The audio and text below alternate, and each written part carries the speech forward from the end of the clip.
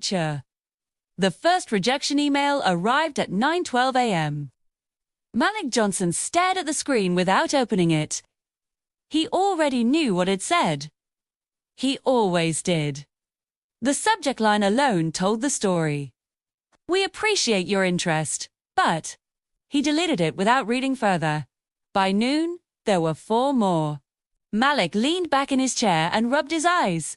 His apartment was quiet except for the hum of the old refrigerator and the distant sound of traffic. On the wall across from him hung framed certificates, business analytics, project management, software systems, all earned with late nights, student loans, and the quiet belief that hard work mattered. He had applied to 137 jobs in 3 months. He had received exactly 0 interview calls. Not one.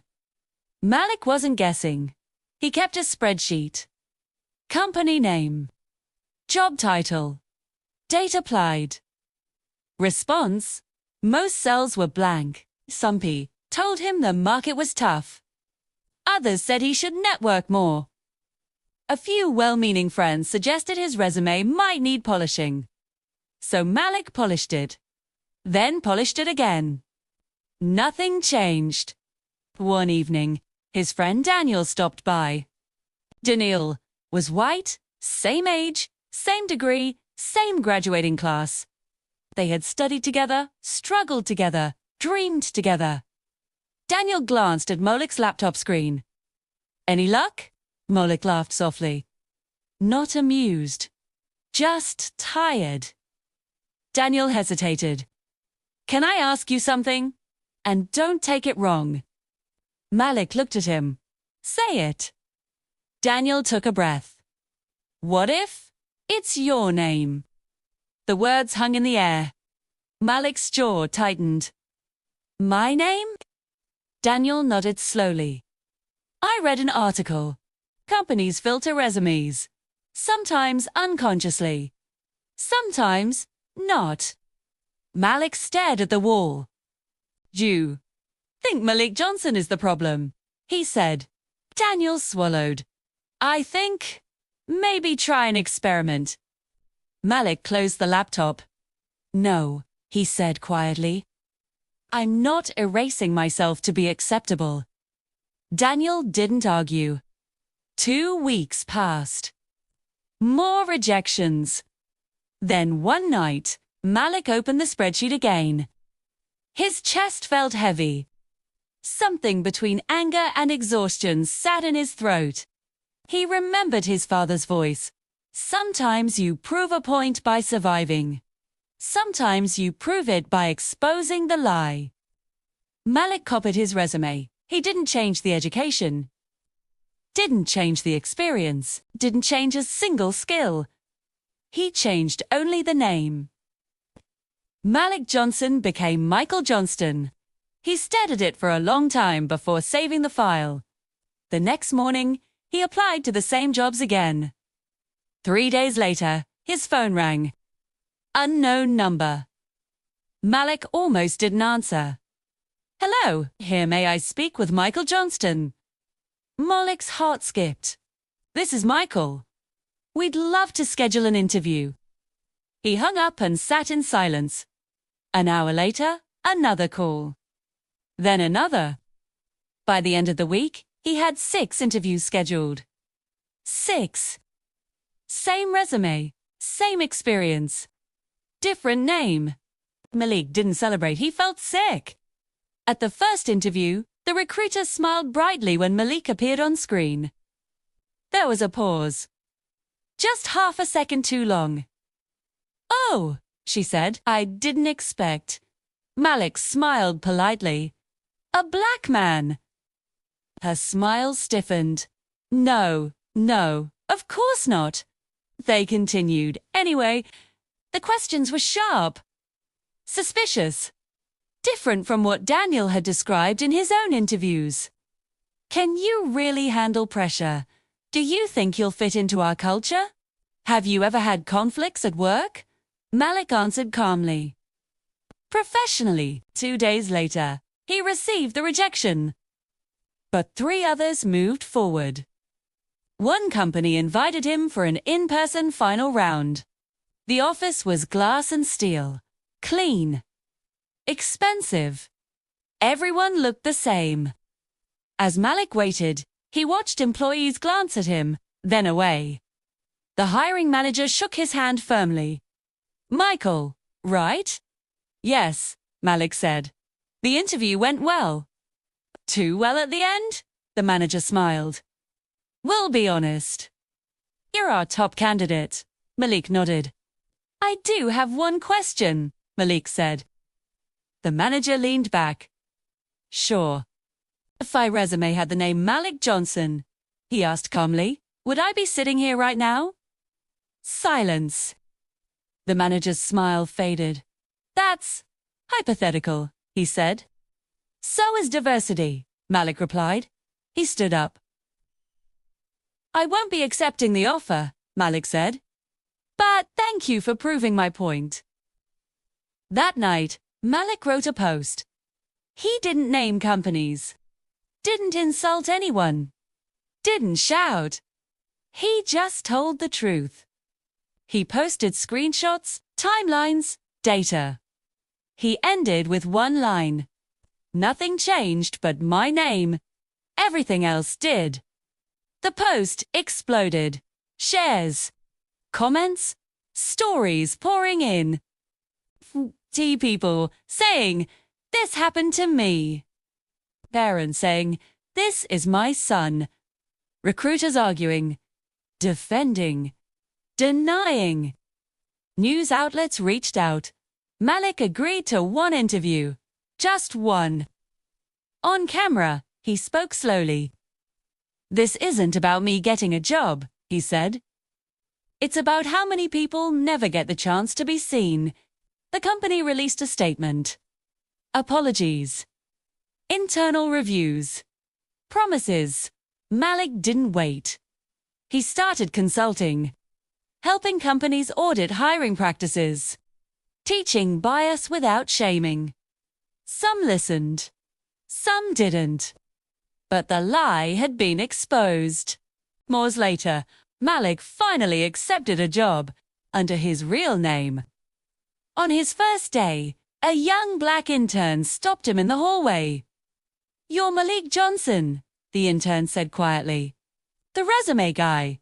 Malik smiled. "Yeah." The intern nodded. "Because of you, they noticed me." Malik felt something loosen in his chest. Not victory, but truth. Malik didn't expect the backlash to arrive so fast. 3 days after the interview aired, his email inbox changed tone. Where there had once been silence, there was now noise, too much of it. Some messages were supportive, grateful, raw with shared pain. Others were angry. "You're playing the victim. Stop making everything about race. If you were really qualified, your name wouldn't matter." Malik read them all. Not because he needed to, but because he knew ignoring them would allow the lie to survive unchallenged. One message stood out. It was short. "No insults, no praise. We ran the experiment in our company after your post. The results were disturbing. Thank you for forcing us to look." Malik sat back in his chair and closed his eyes. That was the point. Not attention. Not revenge. Visibility. But visibility had a cost. 2 weeks later, a large consulting firm reached out. They wanted Malik to present his findings to their hiring committee. It was a paid opportunity, more money than he'd made in months. When Malik arrived, the room was full. Executives in tailored suits, HR managers with tablets, diversity officers with rehearsed smiles. They applauded politely when he finished. Then the questions started.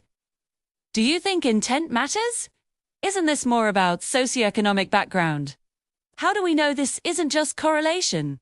Malik answered patiently. Fear. He had learned that defensiveness was a shield people used when truth felt threatening. At the end, a senior executive leaned forward. "So what do you suggest we do?"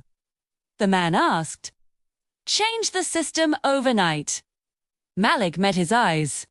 No. Just stop pretending it's already fair. Silence followed.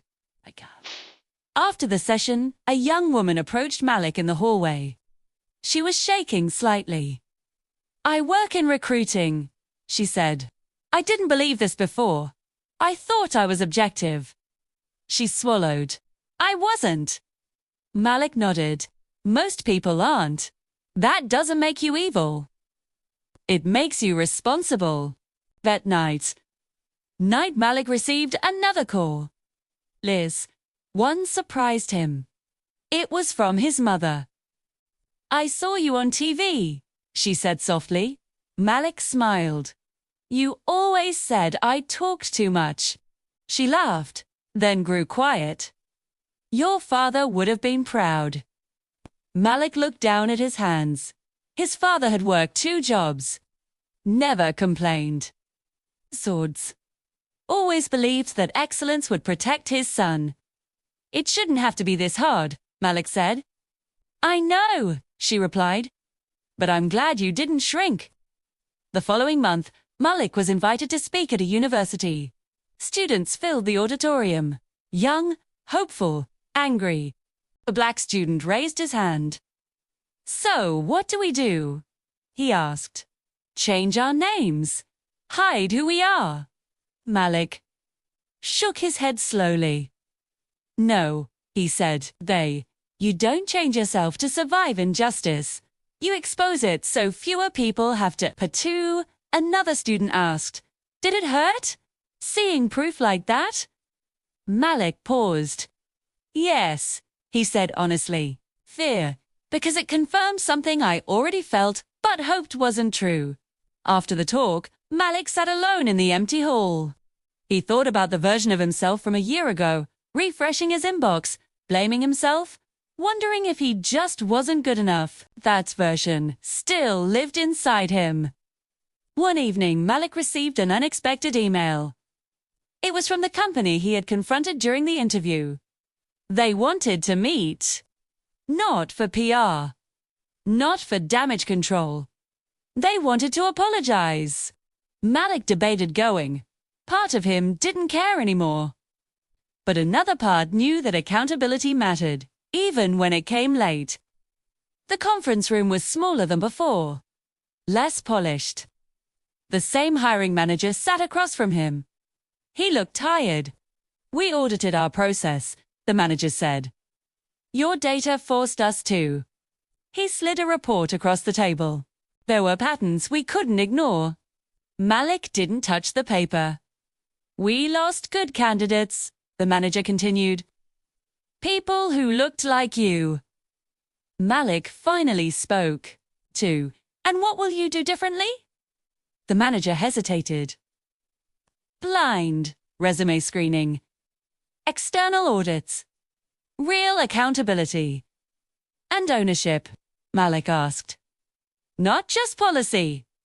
The manager nodded. We failed. Malik leaned back. I don't need an apology, he said. I need results. Weeks passed. Malik's consulting work expanded. Smaller companies reached out. Startups, non-profits. Some listened out of fear. Others, out of genuine curiosity. Change was slow, uneven. But it was happening. One morning, Malik opened LinkedIn and saw a post from Daniel. Daniel had changed his own name on a test resume and received fewer callbacks. He wrote, I didn't lose opportunities. I lost illusions. Malik smiled. Later that day, Malik attended an orientation for his new job. His real name on his badge. No explanations. No justifications. During introductions, a colleague glanced at Malik's name. That's a strong name, she said casually. Malik nodded. It's mine. As the weeks passed, he noticed small things. Who was interrupted in meetings? Whose ideas were repeated by others? Who was labeled aggressive and who was labeled confident? He spoke up. Not loudly. Consistently. Not everyone liked it, but someone needed to notice. One afternoon, the intern from before Jamal knocked on Malik's office door. They offered me a full-time role, Jamal said, smiling nervously. That's great, Malik said. Jamal hesitated. They said, they've changed how they review applications now. Malik felt a quiet warmth spread through his chest. That matters, he said. Months later, Malik updated his spreadsheet. It was no longer filled with rejections, but he kept the old file. Not as proof. As memory, because forgetting was the easiest way for the system to rebuild itself. One evening, Malik sat by his window, city lights reflecting in the glass. He thought about names, how something given at birth could decide doors before a person ever knocked. He thought about how many people were still being filtered out silently. Malik opened his laptop and began writing again. Not a viral post, a guide. Something practical. Something real. Because stories opened eyes, but systems needed tools. And this time, Malik wasn't asking to be seen. He was making sure others couldn't be ignored.